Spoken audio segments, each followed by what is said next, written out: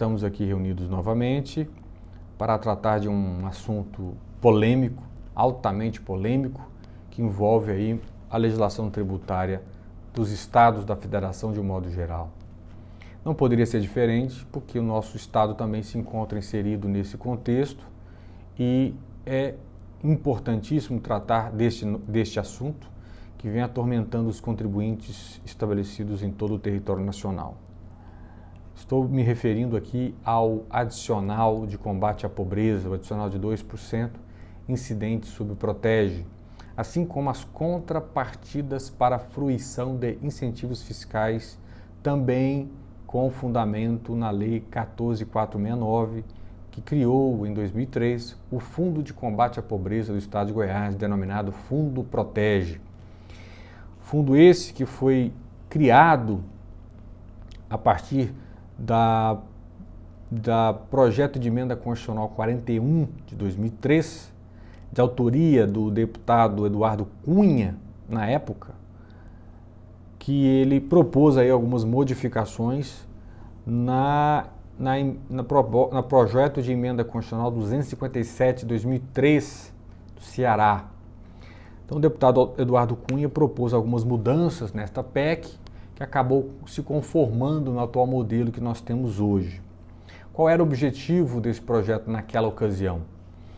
Bom, tramitar em paralelo a possibilidade de uma reforma tributária naquele contexto, e um dos aspectos que mais afligia os benefícios fiscais concedidos pelos estados naquela época, um contexto de flagrante guerra fiscal, era a possibilidade de os benefícios fiscais estarem vinculados a algum programa social, seja ele de combate à pobreza, seja ele de fomento à cultura, fomento ao esporte, fomento ao lazer, etc.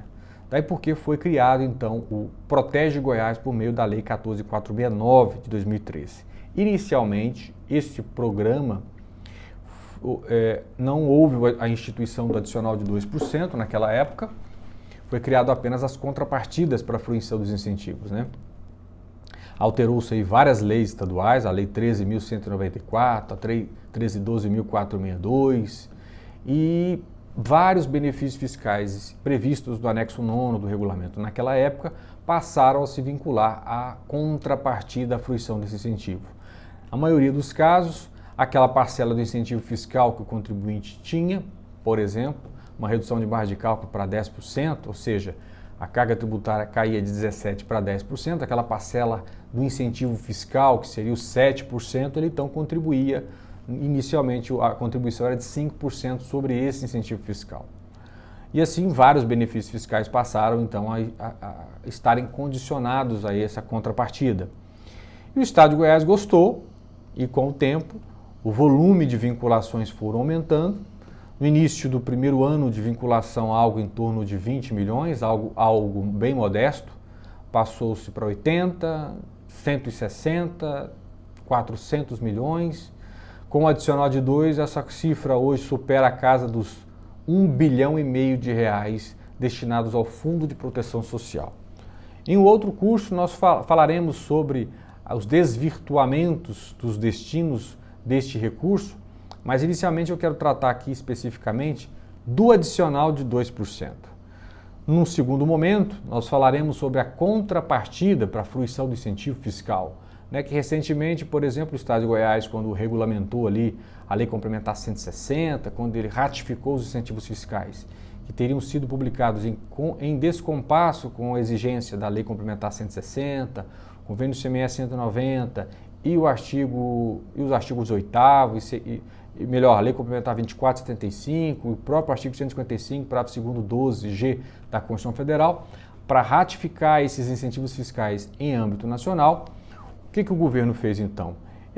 Foi necessário que ele editasse uma lei, esta lei mapeou, publicou todos os incentivos fiscais vigentes até a determinada data, os registrou perante o Conselho Nacional de Política Fazendária e os registrou, cumprindo, portanto, os requisitos formais exigidos pelo Convênio 190. E por meio da Lei 2367 de 2018, o governo então começou a instituir a contrapartida, uma contribuição para os beneficiários do fomentar e os beneficiários do produzir. Um percentual muito grande para aqueles que já não tinham, cujos contratos vigentes não previam essa contrapartida, né? O que, em tese, viola aí vários princípios constitucionais, como o princípio do ato jurídico perfeito, o princípio do direito adquirido, dentre outros, que nós vamos tratar no bloco seguinte. Então, quero convidá-los a nos dedicar um pouco de atenção aqui ao adicional de 2%. Qual era o contexto, portanto, da época? Por que surgiu a necessidade de promulgação desta emenda? Primeiro, pelo aspecto de tentativa de legalização dos incentivos, constitucionalização, vamos dizer assim, dos benefícios fiscais então vigentes naquela época. Segundo aspecto, o objetivo era criar um fundo, um adicional para que os estados pudessem usá-lo para investimento em programas sociais visando aí combate à pobreza, né? Elegeram aí mercadorias e serviços considerados supérfluos, que seriam suscetíveis à incidência deste adicional de 2%. Naquele contexto, o estado do Ceará, o estado do Rio de Janeiro e outros estados avançaram-se já com a promulgação da emenda constitucional 31 de 2000, portanto antes do projeto de emenda constitucional 41 de 2003, e criaram seus adicionais.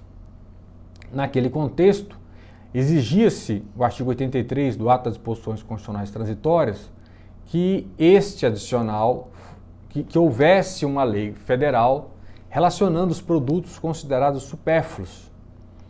E, em razão da demora, o Congresso Nacional não editou esta lei federal, que naquele contexto constitucional entendia-se como uma lei complementar, e os estados então adiantaram-se e começaram a criar suas próprias listas de produtos e serviços supérfluos. O estado do Rio de Janeiro, o estado do Ceará e assim sucessivamente. Bom, a Confederação Nacional da Indústria impetrou uma ação direta de inconstitucionalidade e antes desta ação direta de inconstitucionalidade ser julgada, o Congresso Nacional, portanto, aprovou esta projeto de emenda constitucional 257 de 2003, posteriormente modificada pela PEC 41 de 2003 e promulgaram, portanto, a emenda constitucional 42 de 2003. Naquele contexto, o objetivo era qual? Era manter vigentes aqueles adicionais instituídos por esses estados em descompasso com as regras exigidas pelo artigo 155, parágrafo 1º da Constituição Federal, melhor, 155, parágrafo 2º, inciso 12, a linha G da Constituição Federal, que exigia lei complementar.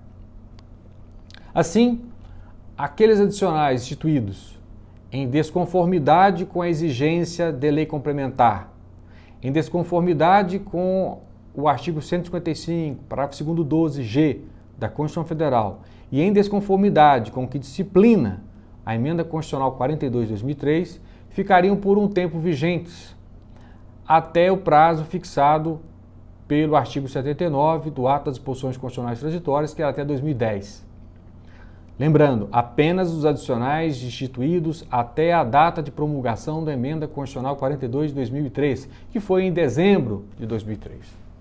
Pois bem, o Estado de Goiás demorou, vários estados da federação não se ativeram a este lapso temporal e publicaram os seus adicionais de 2%, sem observar o que exige o parágrafo 2º, inciso 12, a linha G do artigo 155 da Constituição Federal.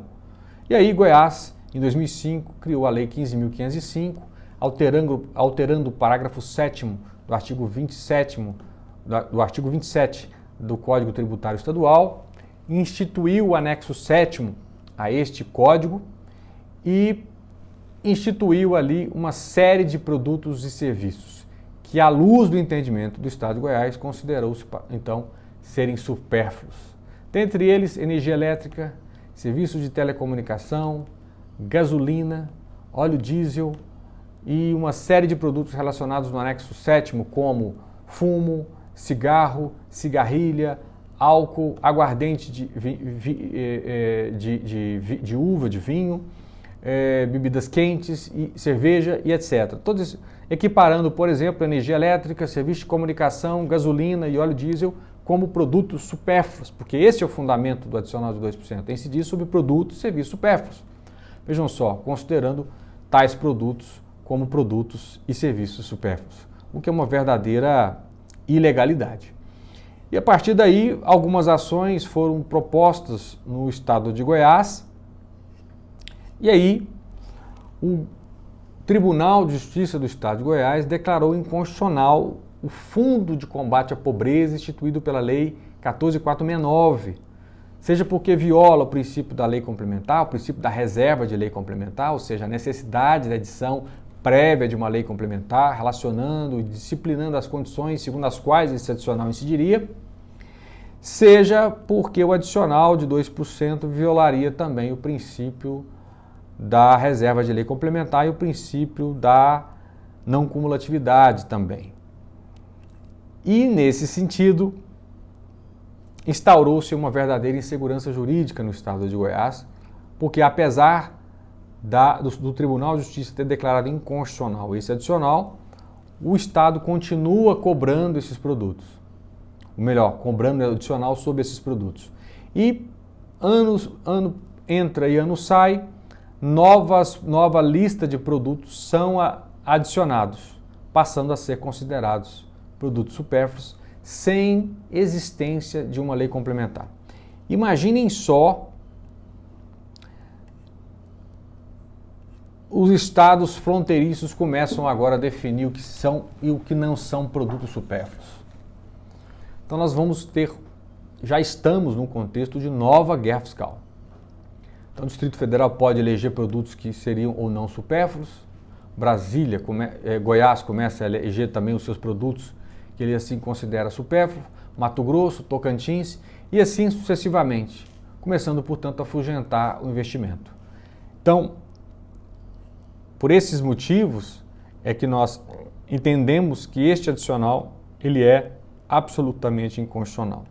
E o Estado de Alagoas julgou inconstitucional, o Estado do Piauí também julgou inconstitucional os seus adicionais, o Estado do Amazonas também julgou inconstitucional o seu adicional e o Estado de Goiás também já declarou inconstitucional.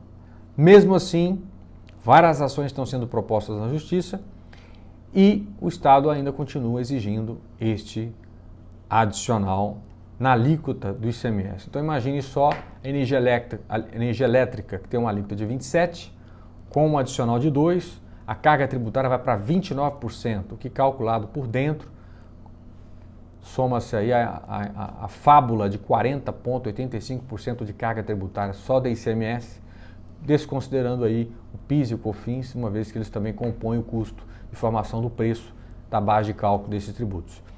Então, inicialmente, esses são os aspectos que eu gostaria de destacar com relação ao adicional de 2%, instituído pela Lei 14.469, pelas sucessivas modificações que ocorreram ao longo do tempo. No nosso próximo encontro, eu quero adiantar um pouco mais sobre alguns pontos que eu considero importantes sobre este adicional e, quem sabe, aí a gente poder trocar mais informações sobre esse assunto, vocês me fazendo perguntas, questionamentos, encaminhem seus e-mails, as suas perguntas através do Instagram, através do Facebook ou através do próprio YouTube e nós estamos aqui para ajudá-los a esclarecer essas dúvidas e mantermos próximos. O objetivo nosso é alinhar a nossa parceria, você é muito importante. Portanto, eu convido para que frequente o nosso canal e fomente, ajude a nós divulgarmos mais o nosso conteúdo e atingir assim o maior número possível de pessoas. Obrigado e até a próxima.